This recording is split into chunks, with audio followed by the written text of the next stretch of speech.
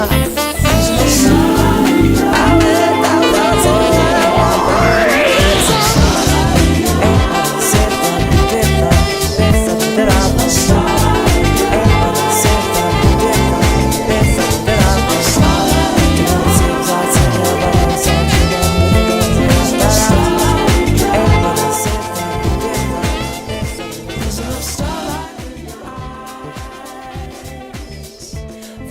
Tell us a little bit about Woodinville. What's Woodinville all about? Well, a lot of people would ask, why Woodinville? Why is this collection of wineries here in Woodinville? And, there are vineyards here, but it's obviously not the main reason why there's wineries here.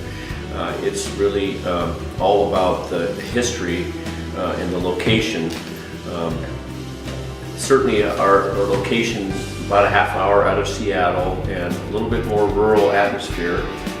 Certainly people, when they go to wineries, I think relate to having a more rural atmosphere and they kind of escape the city. Take a little day trip out to Woodinville and escape the city, and beautiful pastoral atmosphere. Historically, it started because there was a property over here that was owned by the Stimpsons, a wealthy timber family, and they sold their property to Chateau Saint Michel in the 70s, in the early 70s, I believe it was. And then Chateau Saint Michel, which is Washington's largest winery, they basically turned the property, built their chateau over there in their winery, and they have wonderful grounds and beautiful. They have fish ponds over there, and it's just an incredible piece of property. And they're putting out some, I think, Riesling. I think they're top of their game of Riesling. And Saint Michel is the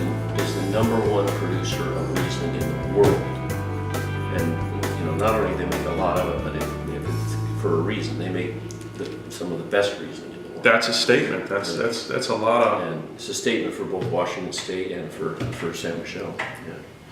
So, but anyway, they became obviously a wine household name across the country, and did a lot for establishing a Washington State reputation all across the country.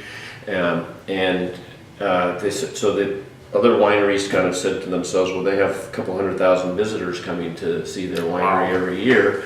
That was some years ago. It's probably closer to 300,000 now.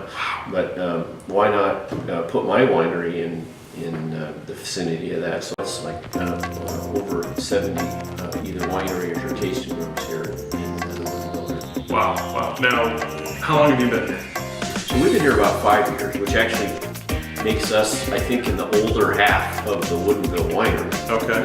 Even though it started in the 70s, it's really blossomed, and just in the last 5 years, doubled the number of tasting rooms. And in this little vicinity, 5 years ago, we were actually the first winery tasting room to be located here in this little corner, which we call the Hollywood area. Okay. How would you, I'm a California guy, and I know a little bit about California wine. I'm trying to learn more about Washington wine. How would you characterize the distinction between California wine, Washington wine? Is #1. Washington is #2 in the country, but a distant two. So total production of Washington is actually pretty similar to what the production of the Napa Valley is. Just we make pretty high-end wines here. There's very little jug wine being made here in Washington State. And as a matter of fact, it's very difficult for Washington to say compete with, say, the Central Valley, Lodi, or areas like that, because we can't get those kind of tonnages per acre. It's a cooler area for growing grapes. What sets Washington State aside from California, and California is a big state, obviously, with a lot of diversity, and there's cooler areas and there's warmer areas. But one thing that is definitely unique to Washington State is that we're a lot further north. That causes a complete change in the day length during the growing season. So we have much longer days, and we also have a shorter growing season. So they're budding out in the Napa Valley a month or more before we are up here. So we have a shorter growing season, but a more intense growing season. With a lot more sunlight. I've asked a number of people in the press, Jay Miller, for instance, with the Hawaii Advocate, what do you think the best variety grown in Washington is? Is it Merlot that has such a good reputation? Is it Syrah that's the darling of the industry in terms of probably the most rapidly planted in the last 10 years? And he said Cabernet. Merlot is especially a great story for Washington State.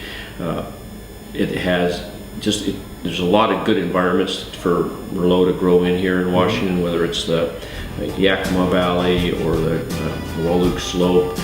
Different characters in those wines, but everywhere Merlot is grown, it just seems to do really well. Very adaptable grape, nice soft tannins, pretty big fruit, nice structure in the wine.